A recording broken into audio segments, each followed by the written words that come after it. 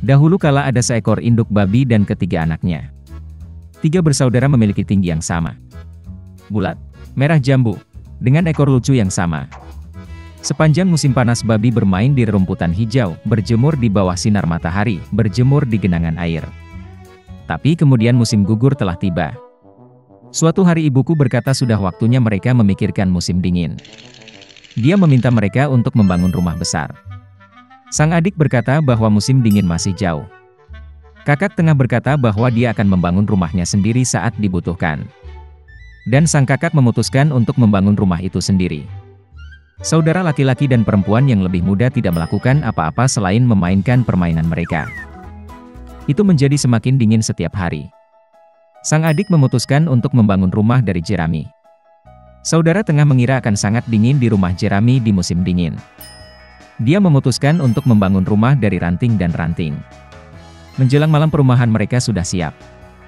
Mereka sangat bangga pada diri mereka sendiri dan tidak pernah merasa cukup dengan bangunan mereka.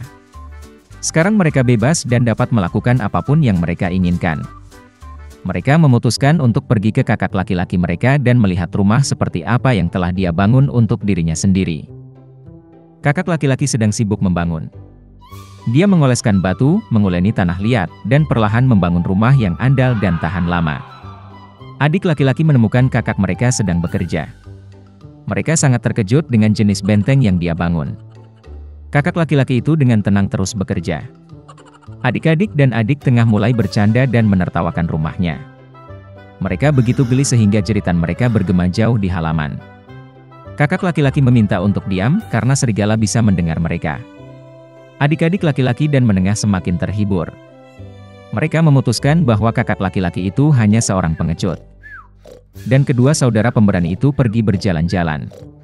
Dalam perjalanan, mereka bernyanyi dan menari, dan ketika mereka memasuki hutan, mereka membuat begitu banyak suara sehingga mereka membangunkan serigala yang sedang tidur di bawah pohon pinus. Serigala yang tidak puas dan lapar pergi ke tempat di mana jeritan dua babi bodoh itu datang. Saudara-saudara berjalan dengan riang dan berbicara tentang betapa mudahnya mereka menangani serigala. Dan tiba-tiba mereka melihat serigala hidup yang nyata. Dia berdiri di belakang pohon besar. Dia memiliki mata yang sangat jahat dan mulut bergigi besar. Saudara-saudara begitu ketakutan sehingga ekor mereka yang kurus gemetar dengan halus. Serigala bersiap untuk melompat, dia mengatupkan giginya dan mengedipkan mata kanannya. Anak-anak babi itu tiba-tiba tersadar dan, memekik melintasi hutan, bergegas melarikan diri. Mengumpulkan awan debu, mereka bergegas ke rumahnya masing-masing. Adik laki-laki itu berlari ke gubuknya yang beratap jerami dan membanting pintu di depan serigala. Serigala menggeram dan menuntut untuk membuka pintu. Adik laki-laki, karena takut, tidak bisa mengucapkan sepatah kata pun. Kemudian serigala mulai bertiup. Atap ringan segera terbang dari gubuk jerami. Serigala itu menarik napas dalam-dalam dan meniup untuk kedua kalinya, dan rumah jerami itu terbang ke segala arah. Serigala itu senang, mematahkan giginya dan menerkam adik laki-lakinya. Tapi babi itu dengan cekatan mengelak dan lari. Dia lari ke rumah saudara tengah. Saudara-saudara berhasil mengunci diri dan saling memandang dengan cemas. Serigala itu marah dan mulai meniup. Rumah itu agak miring. Serigala itu meniup sedetik, lalu ketiga, lalu keempat kali. Tapi rumah itu masih berdiri. Serigala menarik napas dalam-dalam dan meniup untuk kelima kalinya. Rumah itu berguncang dan hancur berantakan. Hanya satu pintu yang berdiri selama beberapa waktu di tengah reruntuhan. Dengan ngeri, anak-anak babi itu bergegas ke rumah kakak laki-laki mereka. Serigala itu mengejar mereka. Dia yakin kali ini babi tidak akan lari darinya. Anak-anak babi dengan cepat berlari melewati pohon apel besar bahkan tanpa memukulnya. Dan serigala tidak sempat berbalik dan menabrak pohon apel yang menutupinya dengan apel. Satu apel keras menghantamnya di antara kedua matanya. Sebuah benjolan besar melonjak di dahi serigala. Pada saat ini, adik laki-laki dan tengah berhasil lari ke rumah kakak laki-laki mereka dan mengunci pintu. Serigala berlari ke pintu, menggeram dan menuntut untuk membuka pintu. Adik-adiknya sangat ketakutan dan tidak bisa membalasnya. Dan kakak laki-laki itu tahu bahwa dia dan saudara-saudaranya tidak perlu takut di rumah batu yang kokoh. Kemudian serigala menghirup lebih banyak udara dan meniup secepat yang dia bisa. Tapi tidak peduli seberapa banyak itu meledak, tidak ada satu batu pun yang bergerak. Dan kemudian dia melihat ke atas dan melihat cerobong asap besar dan lebar di atap. Dia dengan hati-hati naik ke atap dan mulai turun dari pipa. Babi mendengar suara gemerisik. Kakak laki-laki itu segera menebak apa yang terjadi. Dia segera bergegas ke kuali, tempat air mendidih, dan membuka tutupnya. Serigala itu turun dari pipa dan langsung jatuh ke dalam kuali. Matanya membelalak ke dahinya. Serigala yang tersiram air panas terbang dengan raungan liar, dan bergegas ke hutan.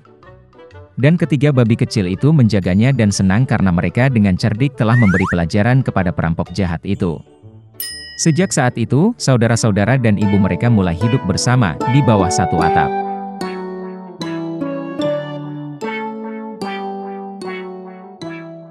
Dahulu kala, seorang putri cantik tinggal di sebuah kastil besar, dan suatu hari ayahnya memberinya balon emas untuk ulang tahunnya. Sang putri sangat menyukai hadiah itu sehingga dia menghabiskan seluruh waktunya dengannya. Pada suatu hari, gadis itu pergi bermain bola di taman, tetapi setelah bermain, dia tidak memperhatikan bagaimana dia berakhir di dekat kolam. Sang putri melempar bola ke atas dan mencoba menangkapnya, tapi dia terlepas dari tangannya, berguling di rumput dan langsung jatuh ke kolam. Sang putri mencoba mendapatkan bola, tetapi bola berada di bagian paling bawah. Kemudian gadis itu tidak punya pilihan selain duduk di tepi kolam dan menangis dengan sedihnya. Tapi kemudian terdengar suara dari rerumputan. Sang putri menoleh ke belakang dan melihat seekor katak di depannya. Dia memandang gadis itu dan bertanya mengapa sang putri menangis. Gadis itu sangat terkejut melihat katak berbicara dan menceritakan bagaimana dia menjatuhkan bola ke dalam air. Katak itu mendengarkan dengan penuh perhatian, melompat mengelilingi kolam dan mengundang gadis itu untuk mengembalikan bola. Tetapi sebagai gantinya dia meminta untuk memenuhi satu permintaan, berteman dengan katak dan membawanya ke istana. Setelah berpikir sejenak, sang putri setuju. Kemudian katak itu melompat ke dalam air dan menghilang dari pandangan. Segera dia muncul dengan bola emas dan melemparkannya ke sang putri. Setelah menerima hadiahnya kembali, sang putri dengan senang hati berlari ke istana. Kemudian katak itu mengingatkan gadis itu tentang persetujuan mereka. Tetapi sang putri hanya tertawa dan berkata bahwa katak jelek tidak bisa tinggal di istana. Jadi, gadis itu meninggalkan katak itu dan kembali ke kastil. Di malam hari, raja, ratu dan putri berkumpul untuk makan malam. Tapi begitu mereka mulai makan, mereka mendengar ketukan di pintu. Kemudian kepala pelayan memasuki ruangan dan mengumumkan bahwa seekor katak sedang duduk di ambang pintu. Dia meminta izin untuk masuk dan mengklaim bahwa dia diundang oleh sang putri. Raja menatap putrinya dengan tegas dan sang putri memberitahunya tentang segala sesuatu yang terjadi di pagi hari di tepi kolam. Sang ayah memikirkannya dan kemudian berkata bahwa jika sang putri menjanjikan sesuatu, dia harus menepati janjinya. Kemudian raja memerintahkan kepala pelayan untuk membiarkan katak itu masuk. Pintu terbuka dan seekor katak kecil memasuki kastil. Dalam beberapa lompatan, dia menemukan dirinya di meja. Katak itu kemudian membungkuk kepada raja dan berterima kasih padanya karena mengizinkannya masuk. Setelah itu, katak itu melompat ke piring sang putri. Raja memerintahkan piring untuk dibawa ke tamu. Tetapi katak menghentikannya dan berkata bahwa dia bisa makan dari piring sang putri. Gadis itu sangat marah, tapi dia tidak menunjukkannya, berharap setelah makan malam katak itu akan meninggalkan istana. Namun, ketika sang putri bangkit dari meja, katak itu mengikutinya. Dan setelah beberapa saat, tamu itu ingin tidur. Sang putri menawarinya kamar tamu, tetapi katak berkata bahwa ia ingin tidur di tempat tidur gadis itu. Dan sang putri, karena takut mengecewakan ayahnya, setuju. Kemudian katak itu melompat ke atas tempat tidur raja dan menyandarkan kepalanya di atas bantal yang empuk. Dan sang putri harus berbaring di sampingnya. Di pagi hari, katak membangunkan gadis itu dan berkata bahwa dia memiliki permintaan terakhir. Setelah itu dia pasti akan pergi. Dan hati sang putri dipenuhi dengan harapan. Katak itu berhenti sejenak, menatap mata gadis itu, lalu meminta untuk mencium bibir kataknya. Sang putri melompat dari tempat tidur dengan marah dan dengan tegas menolak untuk mencium katak jahat itu.